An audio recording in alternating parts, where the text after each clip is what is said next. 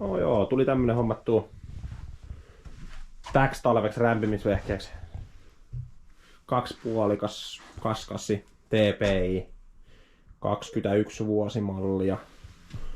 Taisi olla 182 tuntia mittarissa. Aika rajus kunnossa se on. Syvää naarmua. Katteet täynnä, että silloin on oikeesti kyllä ajettu. Ja on sen mukainenkin, mutta mulla on siihen nyt uusi kadesarja ja sen mä nyt ajattelin siihen alkaa asentelee. Tää on tosiaan Pro-sirkuitin putkella.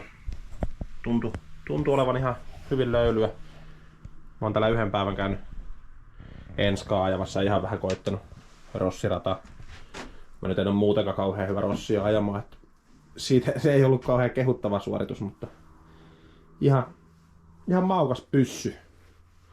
Aloitellaan vaikka vaihtaa nuo katteet tähän välissä. Siitä lähtee purkeentuu ja tosiaan mä vielä laitan katteet vielä säästöön ihan vasta varten, että tää on vielä Ruotsiin tuotuna periaatteessa. Tää on niinku Ruotsin kilpinen. Pitäisi vielä verottaa ja kilvittää tää Suomeen, niin ainakin on kuullut huupu, että jos on niinku näyttöä, että nää helvetin huonossa kunnossa ollut tää vehjä, niin voi saada jotain veroalennuksia, niin pitää vielä säästää, jos tarvii leimalle viedä sit noilla rymykatteilla.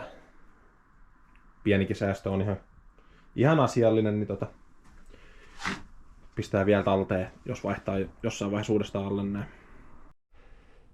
Tosiaan nyt tuli tämmöset aika perus kaskasin katteet, en tiedä vaikka olisi ihan orkkiskatteet. Takakatteeseen normaaliin tyyliin tarroja. Ei oo kyllä paljon sen paremmat kuin nuo äskeiset, mutta on nyt vielä vähän väreessä. Ei oo reikiä eikä mitään muuta rypeä. Vielä pitäisi vaihtaa tuonne toiselle puolelle loppuun ja sitten tuli vielä toinen maski ja lokari, että vaihdetaan nyt nekin niin vielä samalla kun ollaan kerta alettu touhuumaan. Kyllähän se yleisilmeeltään muuttuu aika raakasti siistimmäksi peiliksi.